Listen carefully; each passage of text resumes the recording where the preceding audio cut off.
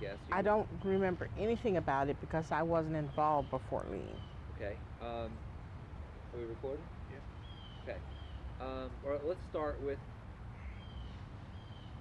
getting involved in the environment. Well, I could talk about before LEAN. Before LEAN, what was the environmental movement like before LEAN? Well, I don't really know that there was much of an environmental movement before LEAN. We've been having problems in Alson since the early 70s. Actually, we've been having problems since long before that. But when Rollins moved into our neighborhood, Rollins was so flagrant in its violations and the things that it was incinerating, and the emissions were just so strong and so foul until people began to focus on Rollins. And there was nobody out there to give guidance, nobody out there to help. And we were just sort of out there by ourselves, basically complaining. Every now and then we get a little press and we complained to the press, but we really weren't going anywhere. We filed a lawsuit, and I think the lawsuit was rather disastrous, even though we won. People, when they file lawsuits, have a tendency to think, the lawsuit's going to take care of everything, and people sort of sit back and let the lawyers do whatever they do. So we basically weren't getting anywhere. And then in the late 80s, LEAN came to our community and just began to talk to us and bring us information. And it was a process of, first of all, getting people aware and beginning to give them an idea as to how to fight the problem, helping people to get organized, and sitting back and giving us the support that we needed. So when we as a community really became environmentally involved, it was as a result of the leadership of LEAN. One of the things I guess that I always appreciate about LEAN is that when LEAN came into my community, it didn't come in with a hidden agenda. It came in with simple facts and some suggestions and stood back and let the people in that community make their own decisions. It gave us every kind of support you can think of. It gave us financial support. It supported us in terms of giving us information. It gave us technical support. And just whatever we needed, LEAN was there to give us the support and the encouragement that we needed. Okay. Is Michael in here? Do me a favor and get the that light, because I think we have a lot of shadows in here and it's brighter on the back. You just get it and just plug it in. You know what I'm talking about? Yeah. Okay. I don't have to go through that again, do I? No. Okay. I just want to make sure. I'm going to get the other light just in case. Let's talk about comparing to a national or other. You travel all across the United States. You've seen the environmental community in action in other spots, and they're very effective in other spots. How are we different? How can you compare and contrast? How we influenced other environmental movements across the states and the nation at the national level? I don't really, should I start talking now? You can do whatever you want. Okay. I don't really know if there is another environmental group anywhere in the country comparable to LEAN. You know, LEAN is a statewide umbrella organization made up of many member groups, and yet it's grassroots. It's not like the Sierra Club, which you can say is made up of lots of chapters. LEAN is the people in the communities, and they come together sort of as an umbrella organization that sort of gives direction and support to all these different groups. LEAN has well, you ask almost any environmental issue and you'll find LEAN involved. Any issues that affect us in the state. So its issues may be as varied as endangered species to toxic pollution. And I just really don't know any other group that is as varied in its interest and that operates quite the way LEAN does. LEAN works with people. It's a great organization for bringing people together. Bringing people together. I mean, can you expand on that? Am I around the mouth? You are gonna splice this thing, aren't you? Yeah. Okay. What? Am I greasy around the mouth? No. Okay, I have some lip ointment on, and that's why I forgot. I forgot to take. Greasy around the mouth. Right. No. Shouldn't you're greasy around the mouth. Is that shining off my glasses? Yeah. I can't get any closer to this. All right, that's fine. Well, if there was a cloud or something, it's a little bit damp. Yeah. That's fine. It looks good. The sun just wasn't out for a little bit Right. earlier, and I was Yeah. noticing it was a weird light. Right. Okay. Well, the sun's behind the trees. We use the takings as an example of bringing together people from different portions, or giving a voice to people who don't normally have a voice, whether no matter who may it be. LEAN does a fantastic job of coordinating. When there's a major issue, LEAN has always served, for example, as a place where representatives of different groups could come and sit and hash out problems and work together. It seems as though everybody says, let's go to the LEAN office, because we've had that kind of office and we've always had our door open. So LEAN has done a fantastic job of coordinating efforts and attacks on particular issues, such as the takings. I have to turn that off. It's getting too many reflections. I'm sorry. Okay. Such as takings, bringing together the group. Let's talk about like the trust of LEAN, and what LEAN over 10 years has built slowly but surely a common trust and interest where not everybody bought in 10 years ago. Now it seems that we pulled together that statewide summit, Mm-hmm. and I mean the national group comes to our table as well as the community groups, and that trust that's been built. So can you describe that? Okay. How that kind of comes together, and why is that important? Well, LEAN has been out there.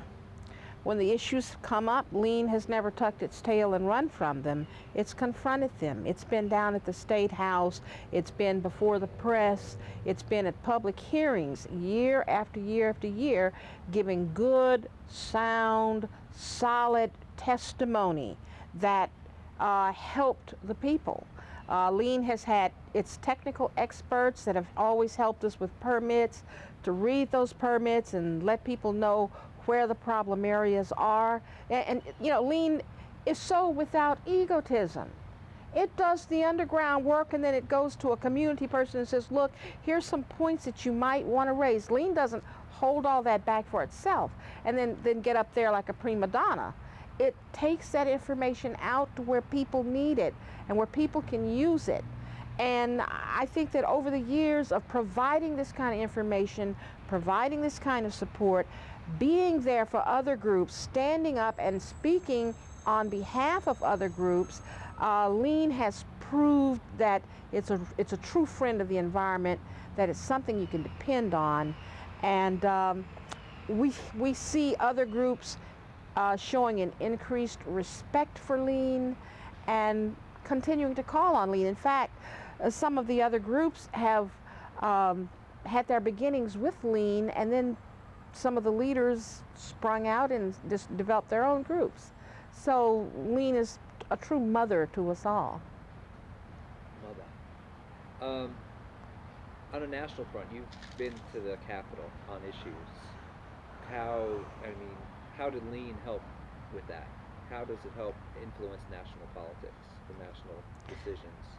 Well, in the first place, it helps by helping to get people aware and get people trained and giving people that voice. And when there are people who are working on particular issues, LEAN has always been there to help them get to Washington where they could express those views. That's tremendously important. LEAN has always played a role where it could help collect signatures on a letter and send those letters when there's a national group coordinating that. So LEAN has been able to participate at all levels, from the local to the very highest national level. And let's stop, because, oh, mosquitoes are starting to eat me up. You gotta run? Mosquitoes, something's biting me. Ooh. I got a long sleeve shirt on. Okay. I No. can get a. No, I just had to stop it. Okay. Okay. Alrighty. Let's see. Lean. Okay. Let's talk about some people. Let's talk about some of the people that you've met with Lean. I mean, what type of people have you come across? Board members in the environmental community. I've been privileged to meet a lot of people. I remember when I first got started, I stood in awe at all these people. I say, gee, where'd they come from? Where did they learn all that information? I remember at the public hearing, the very first one I ever went to, on Rollins, and I was just absolutely astounded at all these people that I had never seen before. And there they were, standing up and testifying on behalf of our community. I subsequently came to know many of these people as members of LEAN, or as board members of LEAN, or members of member groups of LEAN. And I have met some truly wonderful people. I've learned so much from so many people in this movement, and I owe that to LEAN. Let's see. Well, of course, Willie Fontenot and Mary Lee were the first two people that I met. They were the ones that came to our community. And we start learning. Willie, of course, had his book of information, and Mary Lee with her very ebullient personality. And to me, that's very important. I've come to find out in this struggle that it's kind of a nasty struggle. It's very depressing because you don't win that often. You know, you're constantly getting your teeth knocked out, and people are unkind to you, downright rude to you. You keep losing. That's terribly depressing. It's extremely frustrating when you know the way things ought be, and they just aren't. And then you meet Mary Lee, and Mary Lee's always just, she's so full of energy, and she's just bubbling over, and she makes you feel good when you're there. And she's so supportive, so incredibly supportive and encouraging that you get up and you speak, and you know you said the wrong thing, and Mary Lee comes up and says, "Oh, you were just wonderful," and it gives you a little courage to try it again. So that's one of the characteristics, I would say, of Mary Lee as executive director, is she's been so incredibly nurturing and supporting to other people. Willie, of course, has so many little witty ideas about how to approach a problem, little dirty tricks to pull. And I've learned an awful lot from Willie in that way. I remember meeting Liz Avant, one of the first board meetings I ever came to. Liz was rather quiet, and she still is, but a powerhouse. You know, and I'm sitting here looking, here's a woman who's tremendously committed to something. And I've met other people. I met Jeanette Tate, who's up there in Bossier City all by herself. But Jeanette's a powerhouse. And I've met so many other people. It was my privilege to meet Claire Baldwin. And Claire was sitting on all of these different committees. Claire's always so full of knowledge and always carries herself with such great dignity. And of course now she's in the House of Representatives, the State House of Representatives. I've met so many other people and been able to learn from them. And it's getting together with other people who are in the same struggle, helps you to overcome the depression that might be there. It gives you encouragement and always the opportunity to learn more. Okay, that's terrific. What do you see in the future for the environmental movement as a whole, period, in this state? Are we done? I think for the future, we've got so much work to do. I think we've done a tremendous job of at least being able to get a little respect for the environmental movement. I've seen things change tremendously over the years. It used to be that you would go down to testify, for example, before a legislative committee, and you were really treated like dirt. And that has gradually improved. Some of them still want to treat you like dirt, but it's better. There's no question about it. You begin to get a little respect. The whole movement has gotten so much more respect through the hard efforts of all these people that I've been talking about. And but we've got so far to go, because right now there's a tremendous backlash that's going on. The wise use movement, people who are claiming to be sensible environmentalists, which is just a catchphrase for saying we're going to keep on doing what's good for the top 10% of Americans, and for the bottom 90% let them suffer. So, but they have the power, they have the medium, and they manage to get in the press and get things said in the press that they want said. And Americans are getting lulled into a false sense of security. They're saying, oh, we've got a great recycling program.